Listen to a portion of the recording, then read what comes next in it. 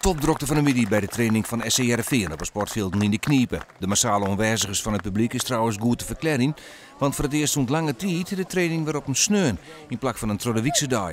Een bewuste kaart van de club. We willen weer terug naar de fans, naar de supporters. We willen de provincie in. En daarom hebben we ook een x-aantal wedstrijden die we gaan spelen in dorpen hieromheen. Maar ook de eerste training op een zaterdag, zodat zoveel mogelijk mensen erbij kunnen zijn. Dat was heel gezellig. Ja, ik zag natuurlijk al even een paar jonge jongens uit het publiek pikten. Ja, het is ook leuk om de mensen, en zeker de jonge gasten, om die erbij te betrekken. Dat zijn ook allemaal voetballiefhebbers en die vinden Heerenveen prachtig.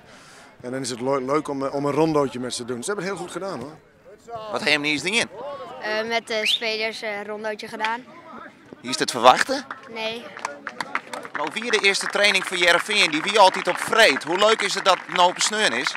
Ja, leuk, want je bent nu vrij en dan kan je erheen te kijken. Prachtig vanzelfs dat je maar je voetbalhelden een baltje traapje maaien, maar waar matten de helden van dit seizoen nou eens worden? In elk geval had Heerenveen er een aantal nieuwe namen bij. Zo is verdediger Jordi Buijzoerkaam van NAC. Het Heerenveen er een nieuwe keeper bij uit de jeugd van Feyenoord, dat namelijk deze Maarten de Fokkert. En er is een talentvolle middenvelder uit Noorwegen aanschaft, Morten Torsby. When did you arrive?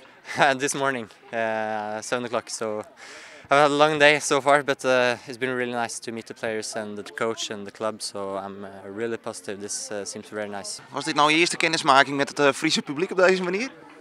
Ja, dat lijkt me wel. Het is de eerste keer dat ik hier ben. Dat ik hier op het veld sta. Dus ja, dat is een mooie bekomstigheid. Hoe is je eerste indruk?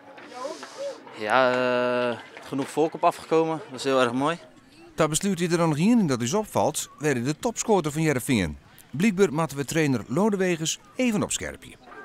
Ja, wie zou dat zijn? Ik miste er wel meer. Finn Bogason. Ja, Finn Bogason. Ja, ook Ziyech is ook weg, hè? Van Aken, Bilal.